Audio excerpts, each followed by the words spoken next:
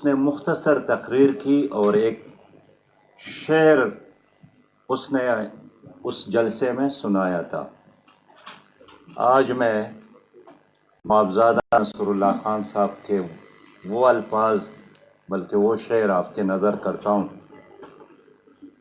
اس نے فرمایا تھا کہ ابار کر مٹائے جا، بگاڑ کر بنائے جا، کہ میں تیرا چراغ ہوں جلائے جا بجھائے جا۔ میں طالب علم تھا اس وقت، اس شعر کا صحیح مطلب تو نہیں سمجھ سکا، لیکن آج کے لمحے میں سمجھتا ہوں کہ میں تیرا چراغ ہوں جلائے جا بجھائے جا۔ علی فرقان صاحب نے بڑی دیانتداری کے ساتھ اپنی بات نہیں کی ہے، جو کچھ لوگوں نے کہا ہے اس کو رپورٹ کیا ہے۔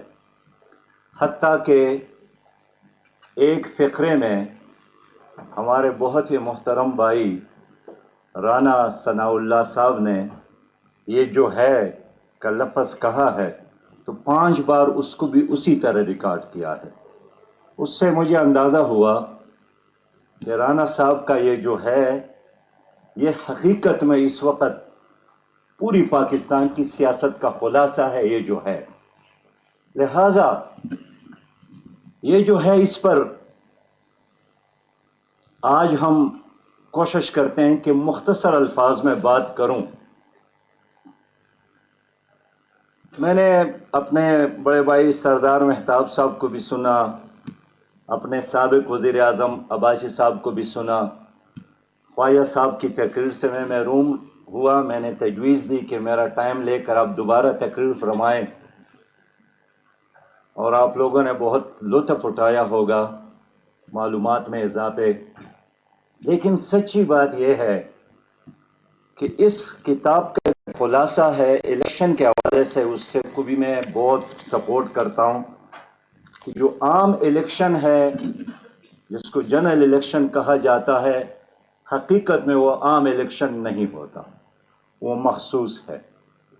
اور گزشتہ 76 سالوں سے اس ملک میں جو ایک تکونی سیاست کہے یا طاقت کا محور کہے، انہی کا غلبہ رہا ہے۔ پارٹیاں بدلتی ہے، جھنڈے بدلتے ہیں، نعرے بدلتے ہیں، لیکن سچی بات یہ ہے کہ وہی ایک ہی کردار ہے جو ایک تسلسل ہے۔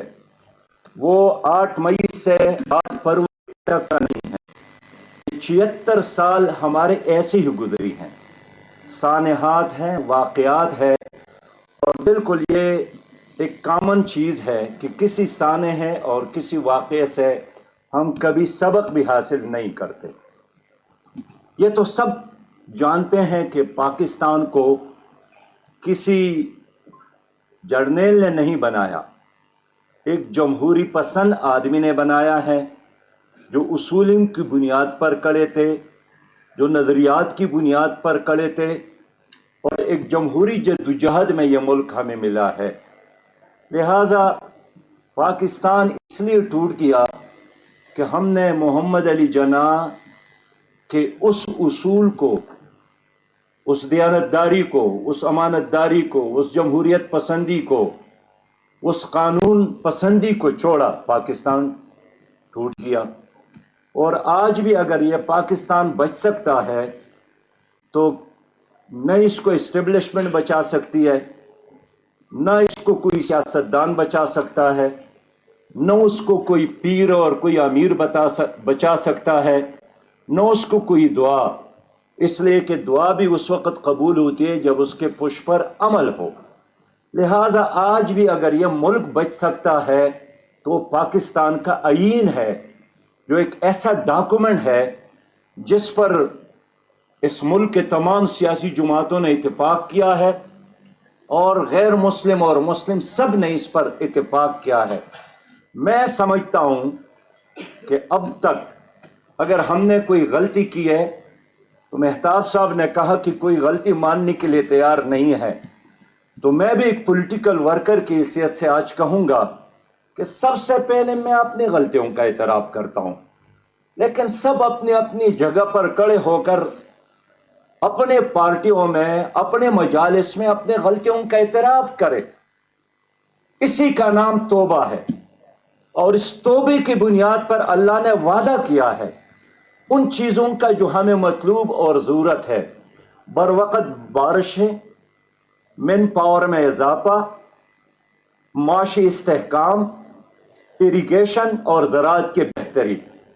اللہ تعالیٰ نے سورہ نوح میں یہی فرمایا کہ فَقُلْتَ اسْتَغْفِرُوا رَبَّكُمْ إِنَّهُ كَانَ غَفَّارًا يُرْسِلِ السَّمَاءَ عَلَيْكُمْ مِدْرَارًا وَيُمْدِدْكُمْ بِأَمْوَالٍ وَبَنِينَ وَيَجْعَلْ لَكُمْ جَنَّاتٍ وَيَجْعَلْ لَكُمْ أَنْهَارًا۔ اگر آپ توبہ کر جاتے ہیں صدق کے ساتھ تو بارشیں بھی آپ کو ملے گی، مین پاور میں اضافہ ہوگا، معاشی پاور میں اضافہ ہوگا، اریگیشن بھی بہتر ہوگا اور زراعت بھی بہتر ہوگی۔ آج ہمیں ان چیزوں کی بہتری کی ضرورت ہے، لیکن یہ سب کچھ تب ممکن ہے کہ فرد سے لے کر ایک سیاسی لیڈر تک اور ایک عام فوجی سے لے کر آرمی چیف تک سب اپنے اپنے غلطیوں کا اعتراف کرے، اور یہ ایک بہت مشکل کام ہے۔ لیکن بڑے لوگ وہی ہوتے ہیں جو اپنی غلطیوں کا اعتراف کرتے ہوئے قوم کے لیے سوچتا ہے۔ بڑا آدمی وہ نہیں ہے جو بڑے گاڑی یا بڑے گھر میں رہتا ہے یا بڑے کرسی پر بڑا جمع ہے۔ بڑا آدمی وہی ہوتا ہے جو قوم کے خاطر سوچتا ہے۔ تو میں سمجھتا ہوں کہ ہمیں مایوس ہونے کی ضرورت نہیں ہے۔ پاکستان ایک بہت عظیم طاقتور ملک ہے۔ پاکستان 25 کروڑ عوام کا سمندر ہے۔ ہمارے چاروں طرف کل ہم نے دیکھا کس طرح ہمارے پڑوس افغانستان میں روس اور نیٹو افواج نے شکست کھائی۔ آج ہم دیکھ رہے ہیں کہ مشرق پاکستان جو بنگلہ دیش بنا ہے، پہلی بار وہاں لوگوں نے یوم قائد اعظم منایا، قائد اعظم کی پیدائش پر۔ یہ اس بات کی علامت ہے کہ ہماری چاروں طرف بہتری آ رہی ہے۔ ہمیں مایوس ہونے کی ضرورت نہیں ہے۔ اللہ تعالیٰ نے کم وقت میں ہمیں ایٹمی پاور سے نوازا ہے، ورنہ باقی دنیا نے ایٹمی پاور بننے کے لیے کتنی صدیاں جدوجہد کی ہے۔ ہمارے ساتھ ایک زبردست پاورفل نظریہ ہے، توحید کا نظریہ، کہ جس میں اللہ کے علاوہ اور کسی کی بندگی، اللہ سے ڈر کے علاوہ اور کسی کا خوف شامل نہیں ہے۔ اتنے ساری چیزیں ہمارے ساتھ موجود ہے۔ اس سب کچھ کے باوجود اگر ہم مایوس ہیں تو ہماری بڑی بدقسمتی ہوگی۔ میں سمجھتا ہوں کہ کل 8 فروری ہے، اور 8 فروری کا مطلب یہی ہے کہ 1 سال الیکشن کا مکمل ہو گیا۔ تو گزشتہ الیکشن پر ہم بات کرتے ہیں، لیکن ایک پولیٹیکل ورکر کی حیثیت سے میں نے کبھی بھی اس ملک میں ایک جنون، ایک حقیقی الیکشن نہیں دیکھا۔ ایک پولیٹیکل ورکر کی حیثیت سے میں سمجھتا ہوں کہ بڑے ایک قلم کی نوک سے جو نقشہ بنایا جاتا ہے الیکشن سے پہلے کہ یہ صوبہ کس کا ہوگا، اس صوبے میں کس پارٹی کی حکمرانی ہوگی، اسی نقشے کے مطابق پنجاب، سندھ، بلوچستان اور KPK کو تقسیم کیا گیا ہے۔ میں بڑے ادب سے پوچھوں گا کہ اگر ہم کہتے ہیں کہ PTI کا ایک طوفان تھا خیبر پختونخوا میں یا پاکستان میں، تو وہ طوفان ڈیر اسماعیل خان کے بادر تک تھا، وہ بلوچستان میں داخل نہیں ہوا۔ اگر کراچی میں ایک طوفان تھا تو وہ طوفان پھر لسبیلا سے اس طرف بلوچستان میں داخل نہیں ہوا، نوری آباد سے اس طرف پہ سندھ میں داخل نہیں ہوا۔ کیوں؟ حتیٰ کہ صادق آباد سے آگے سندھ میں داخل نہیں ہوا۔ یہ ساری چیزیں پہلے سے طے شدہ چیزیں ہیں۔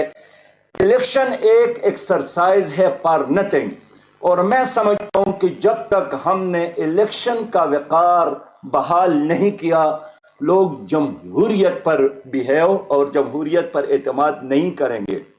لہٰذا اب ہمارا امتحان ہے۔ یہاں بہت زیادہ تجربہ کار ہمارے پیارے بھائی موجود ہیں۔